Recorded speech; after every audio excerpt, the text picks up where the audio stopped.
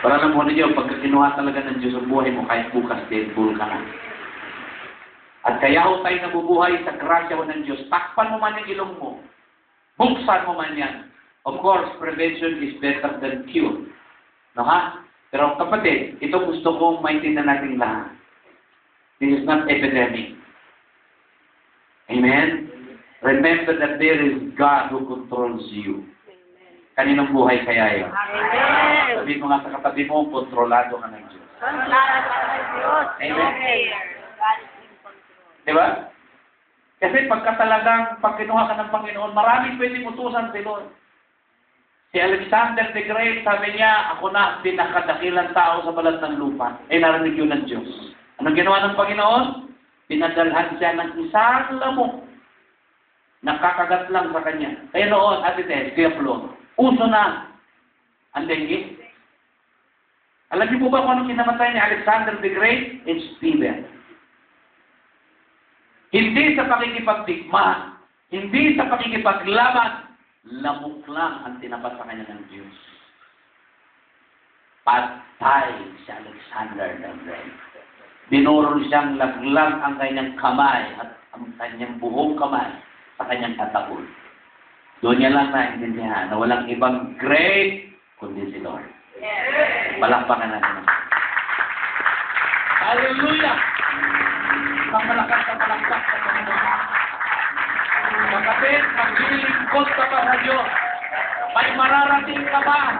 Pupunta ka pa sa iba't ibang bansa.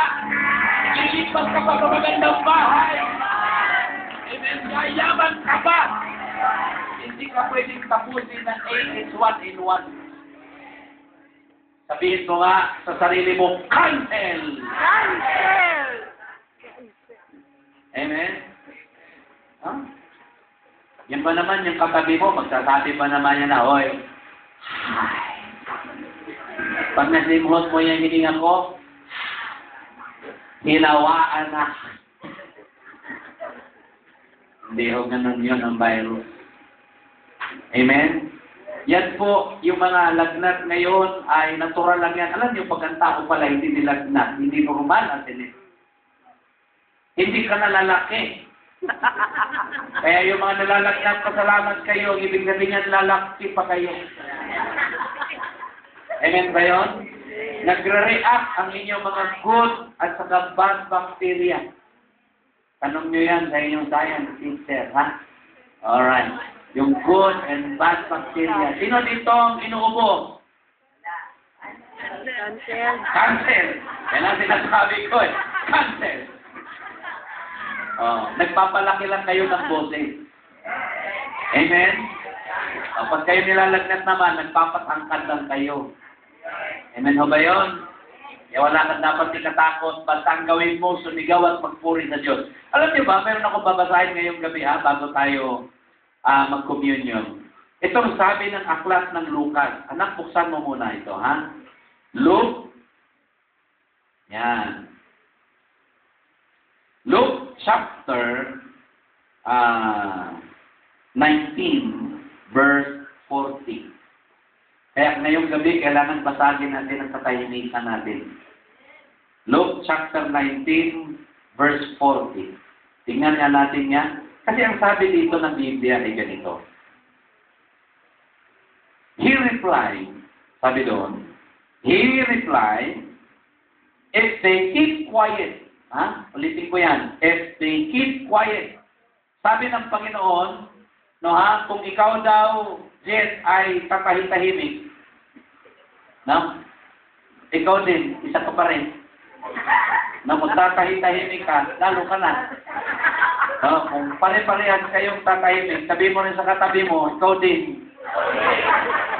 No? Alam niyo ba na ayaw ni Lord na pag tayo nandito, tayo lahat tahimik?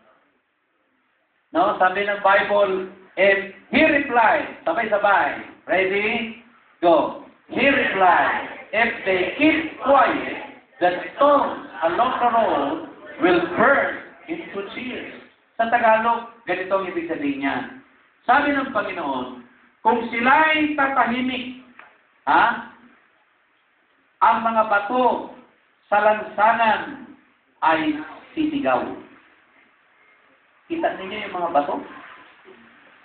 Sisigaw. Nakita na ba kayo ng batong sumigaw? Aba, yung bulkan. Bato yan eh. Pagka yan sumabog, ay grabe yan. Ha? Amen ba yun? Isipin mo, bato. Sa science, ano ang definition ng bato? Non-living things o living things? Ano daw? Oh, pero sabi ng Bible, sisigaw eh. O sino totoo? Si Lord o tao? Totoo, si Lord. Sa tao, patay daw yung bato. Tignan mo kayang katabi mo kung bato yan o tao. Hindi naman bato yan. Tao yan. Ang tunay na tao ay sisigaw sa pagpupuri sa Diyos.